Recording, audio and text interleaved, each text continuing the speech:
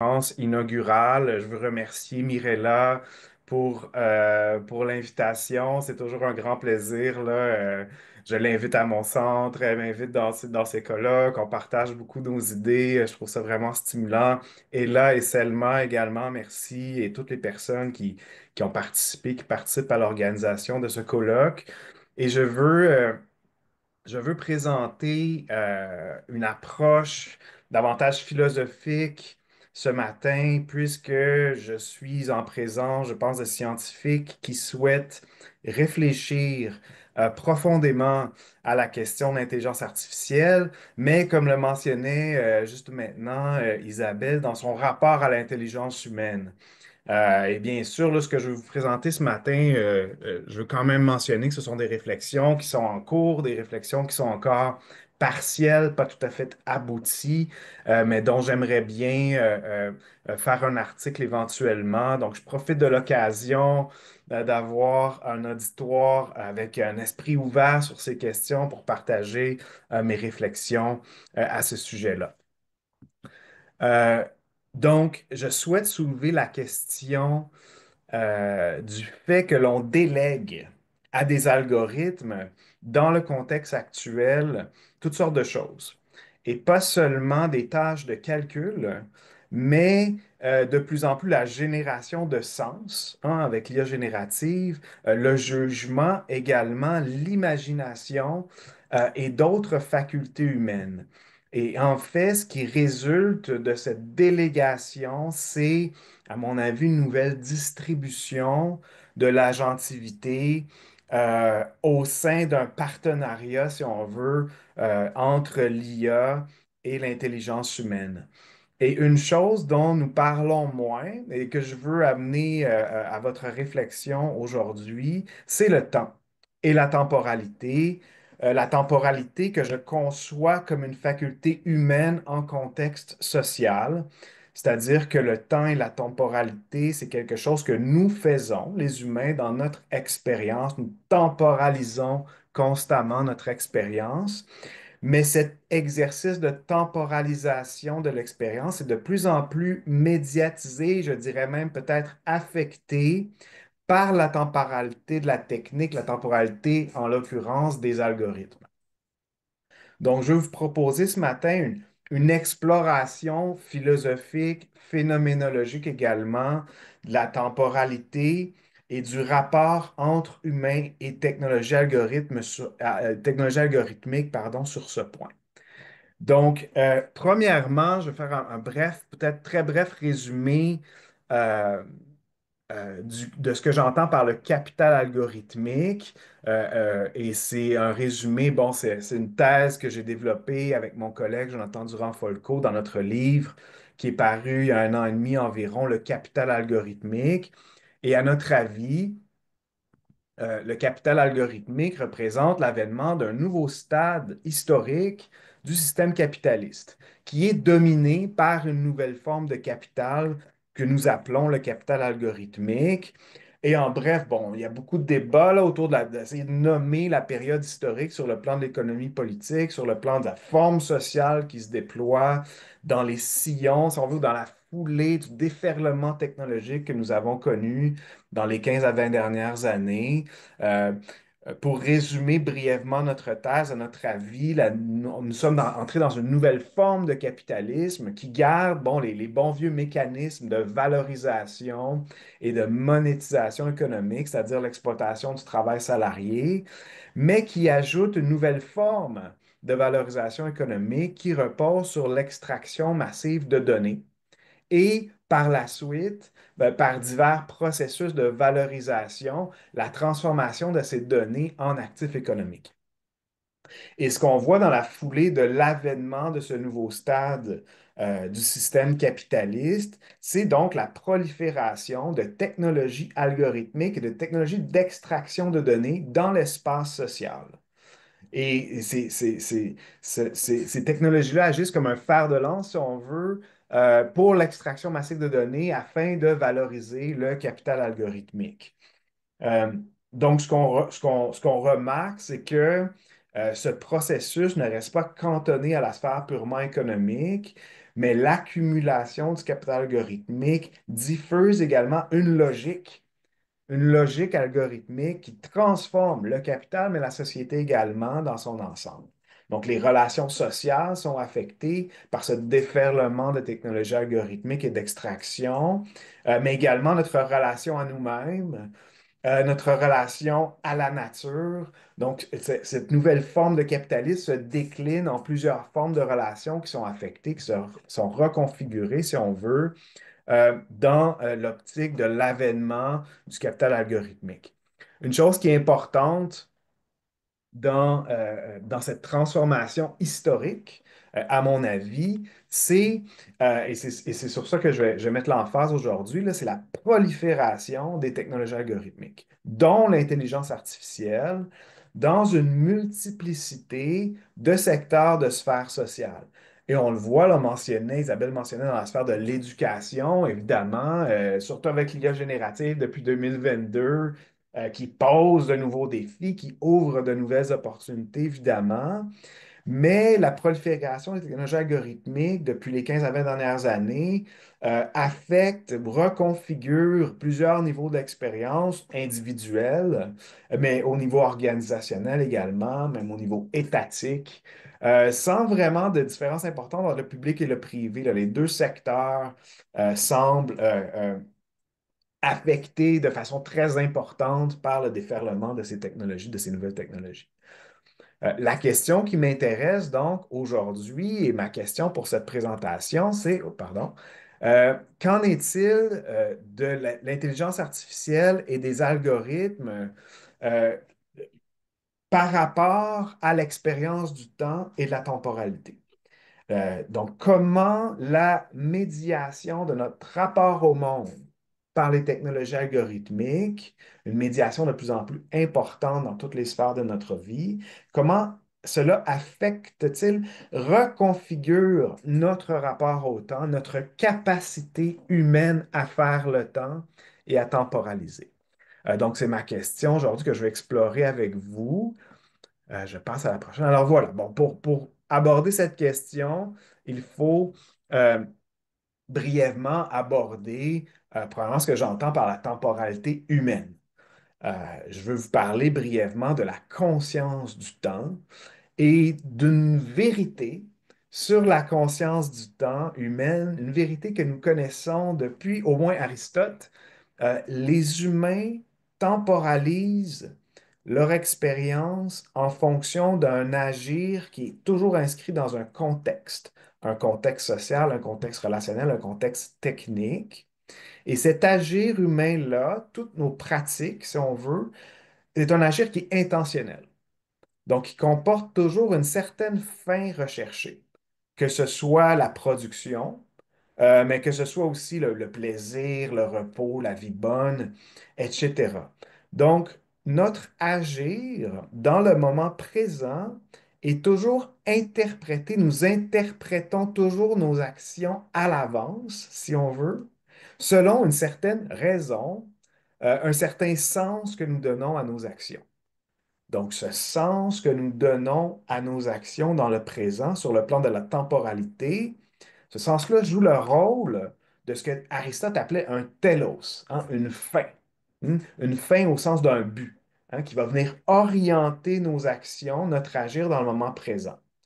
Donc, je suis ici parmi vous dans ce moment présent en vertu d'une projection sur le plan temporel, hein, un afin de, un pour que, c'est-à-dire prononcer cette conférence, et je m'inscris dans ce telos, dans ce but, dans cette fin, la fin d'être, bon, un professeur conférencier, et c'est cette projection, cette fin qui vient illuminer mon présent, le moment présent, lui donne son sens.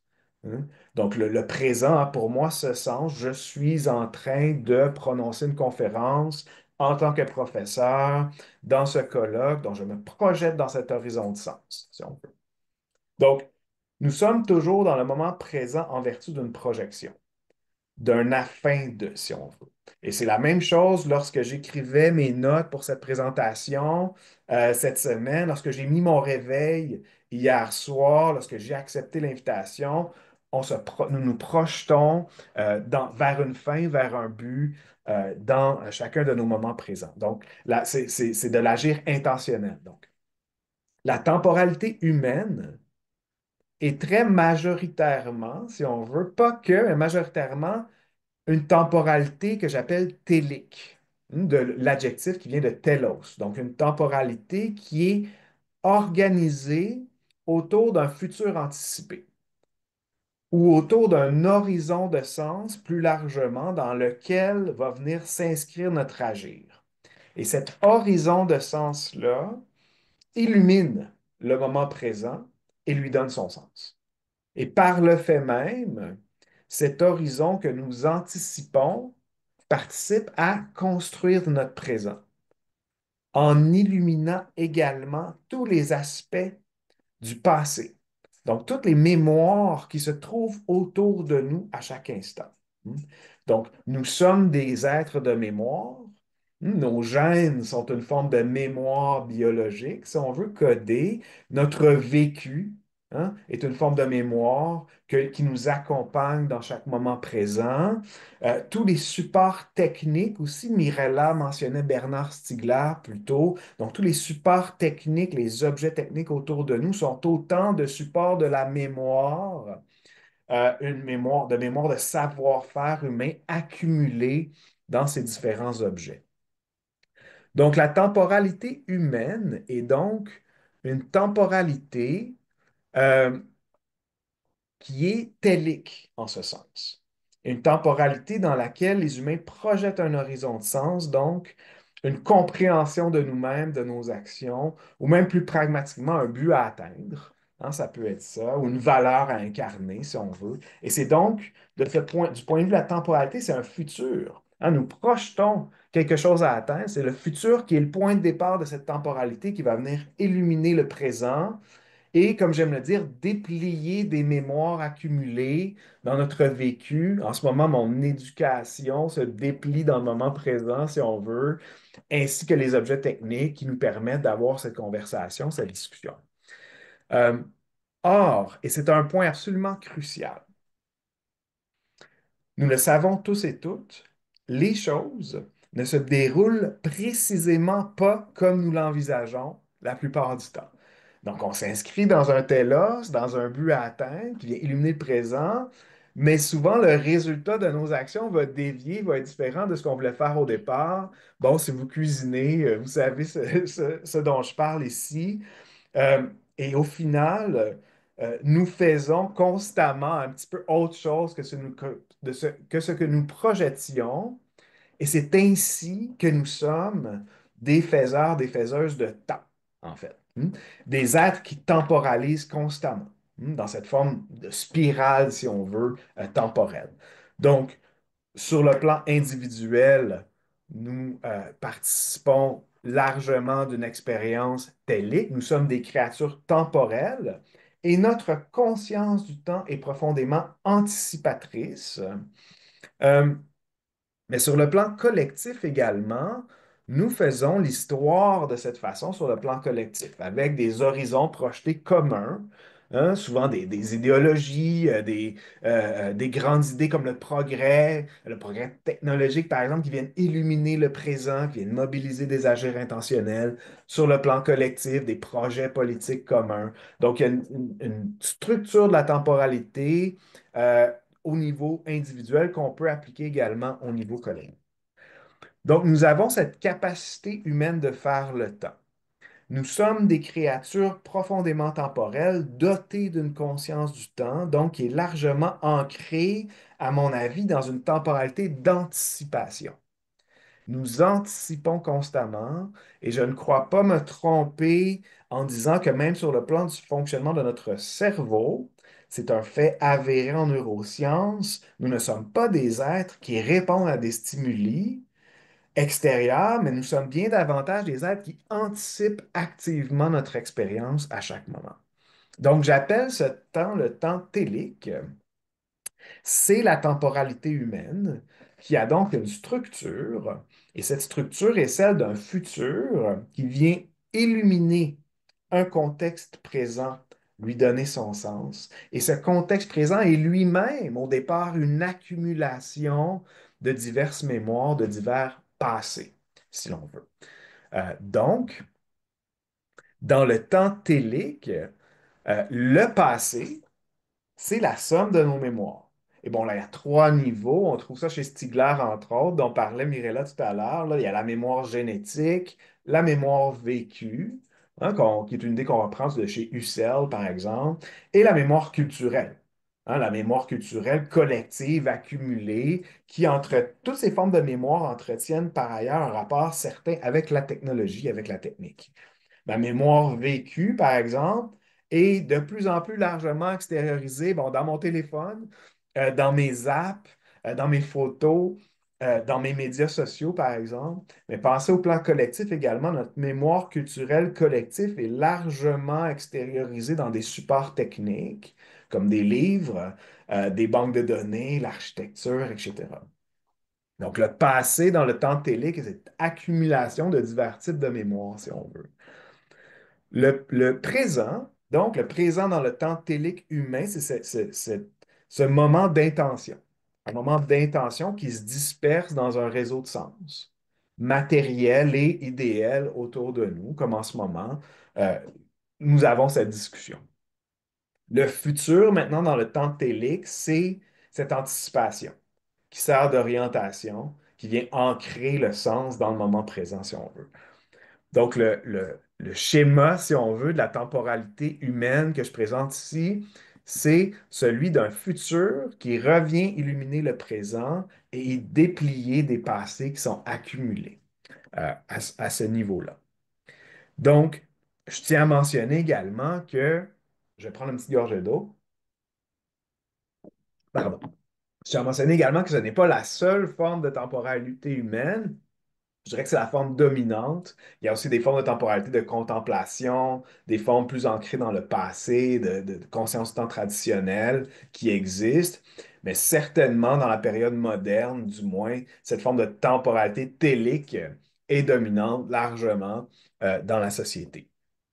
Euh, je veux maintenant passer au prochain. Voilà, la temporalité algorithmique. Et je veux établir une certaine comparaison, si on vante les deux. Euh, euh, dans mon livre, Le capital algorithmique, que j'ai coécrit avec mon collègue Jonathan Durand-Folco, nous explorons comment les algorithmes, les technologies algorithmiques participent, premièrement, à accélérer le temps et également à brouiller des distinctions historiques qui s'étaient établies en divers types de temps. Par exemple, le temps de travail et le temps de loisir. À notre époque, ces deux formes de temps-là, du moins sur le plan de l'économie politique, se brouillent. Puisqu'on produit des données tant au travail que dans nos loisirs, bon, il y a une fonction économique maintenant attribuée au temps de loisir qui était autrefois réservée au temps de travail, et ça brouille, si on veut, cette distinction-là. L'accélération également du temps est un thème que nous explorons dans la thèse 3 de notre livre. Euh, mais ici, je veux partager davantage ou je veux parler davantage de la construction algorithmique du temps lui-même, de notre expérience du temps. Donc, puisque notre rapport à la technologie, comment dire, la technologie est omniprésente hein, dans notre vie, pour le dire ainsi, la façon dont les technologies temporalisent. Hmm, les technologies algorithmiques ont leur propre temporalité et à mon avis, ça a un effet sur notre temporalité humaine.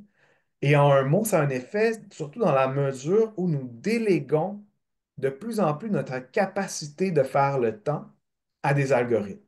Pour moi, notre capacité de faire le temps, c'est notre capacité d'anticiper. Et là, je vais parler d'algorithmes prédictifs. Hein, notre capacité de générer du sens, c'est notre capacité de faire du temps également, si on génère le sens par l'IA générative dorénavant. Et notre mémoire, c'est aussi une fonction de notre capacité de faire le temps, notre mémoire qui est de plus en plus stockée, médiatisée dans des bases de données organisées par des technologies algorithmiques. Donc, pour moi, il y a une délégation de certaines facultés qui sont intrinsèques à notre capacité de temporaliser, une délégation à des technologies algorithmiques. Et j'explore, j'essaie de me faire une tête encore en ce moment sur quelles sont les conséquences de ça. Quelles sont les conséquences de cela? Donc, je projette une délégation, si on veut, qui est peut-être plus importante que celle qui est en réalité, mais pour exagérer un petit peu, pour essayer de voir venir des conséquences potentielles sur notre rapport au temps, euh, qui découle de cette extériorisation-là de certaines facultés, si on veut, dans les technologies algorithmiques. Donc, si on regarde la temporalité algorithmique, et on reprend les mêmes catégories, là, passé, présent, futur, euh, donc, de ce point de vue de la temporalité, tant sur le plan individuel que collectif, les algorithmes, qui sont des technologies largement prédictives, organisent, médiatisent le rapport au passé, au présent et au futur. Donc, en fait, ce que je veux faire, c'est, pour le dire un peu plus simplement, c'est regarder qu'est-ce que le passé, le présent et le futur du point de vue de la machine, du point de vue de l'algorithme. Euh, Première réflexion sur la notion d'accès. Donc, l'accès des humains au temps lorsque médiatisé par des machines algorithmiques. L'accès au passé collectif, par exemple, à la mémoire collective, est désormais largement médiatisé par des algorithmes.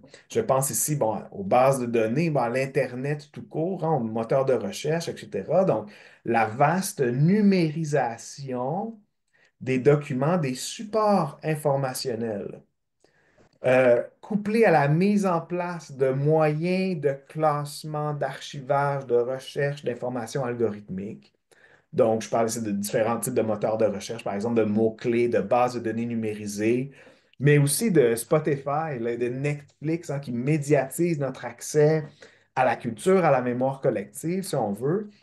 Donc, ça fait en sorte que les technologies algorithmiques médiatisent désormais l'accès au passé, à la mémoire collective. Même sur le plan individuel, je le mentionnais tout à l'heure, là, un peu en anecdote, mais notre mémoire vécue est largement maintenant stockée sur des supports technologiques, des apps, des appareils sur divers clouds, par exemple, des réseaux sociaux.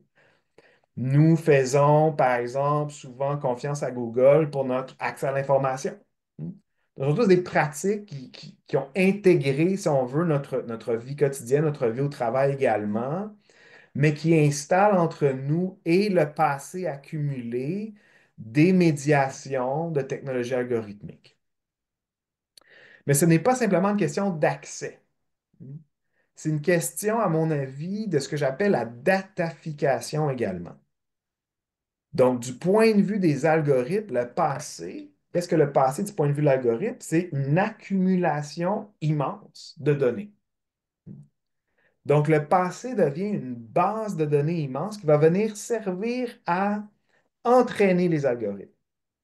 Donc, je reviens tout à l'heure sur ce fait-là, là, qui semble un peu anodin peut-être, mais qui ne l'est pas, que le passé est une vaste base de données, mais ce n'est pas si anodin comme fait. Deuxièmement, le présent. Le présent est lui aussi désormais largement construit par des technologies algorithmiques, et ça sous deux aspects. Il y en a plusieurs, mais peut-être deux que je veux présenter ce matin, l'extraction et la curation. Donc, d'une part, le présent, un peu comme je le disais à propos du passé, devient un moment extractiviste.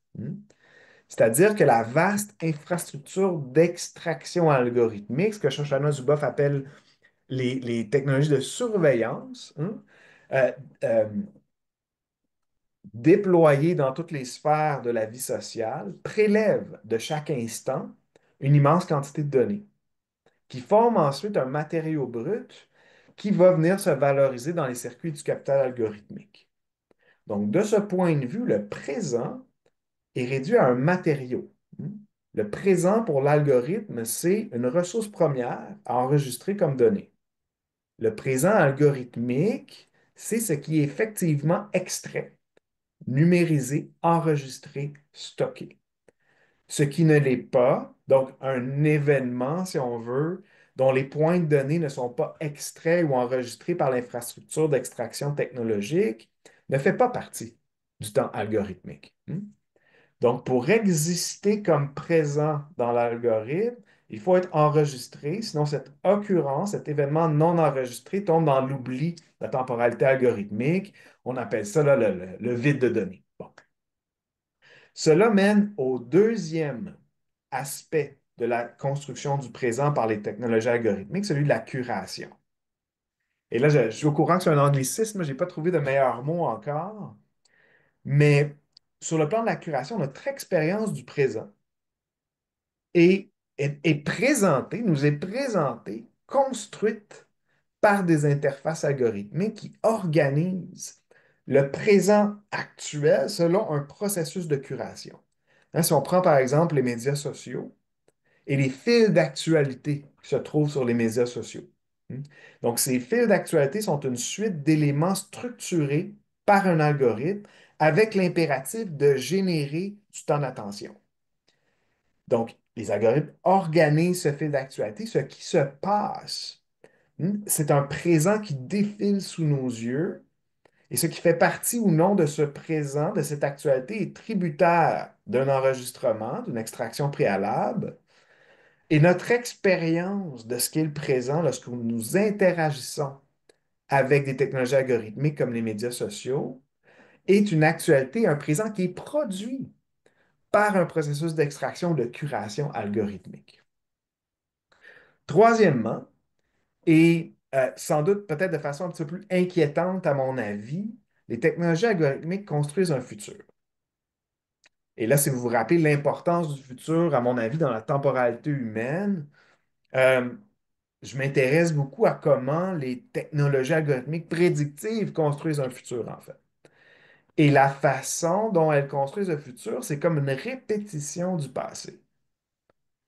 Donc, il y a une temporalité algorithmique qui est tributaire de la condition technique même des algorithmes. Ce sont des machines à prédire le futur à partir du passé, à partir des données accumulées. Donc, plus précisément, les algorithmes sont entraînés à partir, comme vous savez, de données massives qui sont extraites des moments présents, des moments passés individuels et collectifs, stockées dans des serveurs.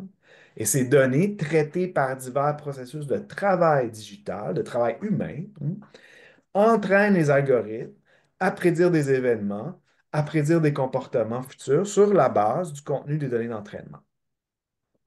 Et là, brièvement, comme exemple, on pourrait parler de la police prédictive, par exemple. Donc, des algorithmes de prédiction de crimes utilisés par divers services policiers, surtout en Amérique du Nord, mais en Europe également. Et ces algorithmes de prédiction de crimes sont entraînés à partir des données de l'histoire criminelle d'une certaine société, d'un certain pays. Si cette histoire criminelle est marquée par des pratiques policières racistes, par exemple, la criminalisation de la pauvreté ou encore un système juridico-carcéral discriminatoire, bien, l'algorithme entraîné par ces données prédira un futur, un risque de récidive plus élevé, par exemple, chez un prévenu racisé ou pauvre, ou encore une zone à risque de criminalité dans des quartiers où vivent des communautés racisées ou défavorisées historiquement, ciblées par les forces de l'ordre. Donc, la surveillance accrue de ces personnes, de ces communautés, augmente en retour les chances d'y intercepter des activités criminalisées. Et là, vous voyez, on a une prédiction de crime qui devient ici davantage une production de crime, en fait, une forme de prophétie autoréalisatrice. Donc, on a une temporalité ici de répétition, qui sous-tend bon, la publicité ciblée aussi d'ailleurs. Hein. C'est une temporalité de répétition. D'après vos points de données, on peut prédire ce que vous êtes, ce que vous allez acheter. Euh, Toutes les formes d'algorithmes prédictifs participent de cette temporalité de répétition. Dans cet éternel retour du même, l'algorithme ne fait que refléter l'état probabiliste des choses révélées par ces données d'entraînement. Donc, en somme, les algorithmes codifient le passé et c'est là leur prédiction du futur. Et là, je veux prendre en compte également, pour terminer, euh, le pouvoir des algorithmes. Non seulement de prévoir nos comportements et nos actions, mais comme l'a montré Zuboff, entre autres, et Antoinette Rouvroy également, d'orienter nos actions. Et ça de toutes sortes de façons, que ça aide du nudge en ligne jusqu'à des formes de manipulation, jusqu'à des formes de coercition plus directes, jusqu'au ciblage militaire à l'aide de l'IA. Il y a différentes formes de pouvoir algorithmique qui permettent non pas seulement de prédire les comportements, mais de les orienter, de les affecter. L'algorithme, donc, ne fait pas que prédire les comportements, il s'inscrit dans le déploiement d'un système de pouvoir dont le but est d'aligner nos comportements aux prédictions.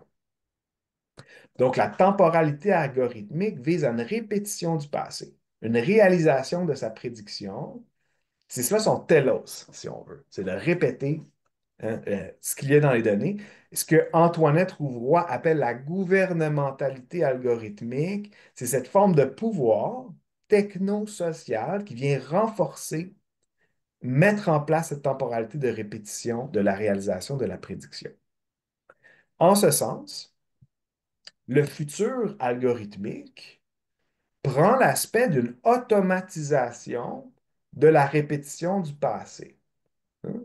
Donc, une automatisation du statu quo, si on veut, qui exclut les déviations, la nouveauté, la naissance, l'imprévisible, même la différence au sens d'éridien du terme, si on veut.